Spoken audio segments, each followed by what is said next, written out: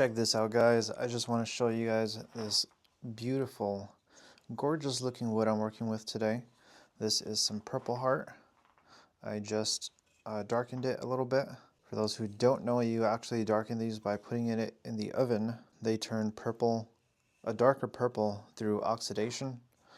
And this is actually going to be a box I'm working on for a customer. And then up here we have the orange wood is called Padauk, which is a naturally orange wood, as well as the purple heart.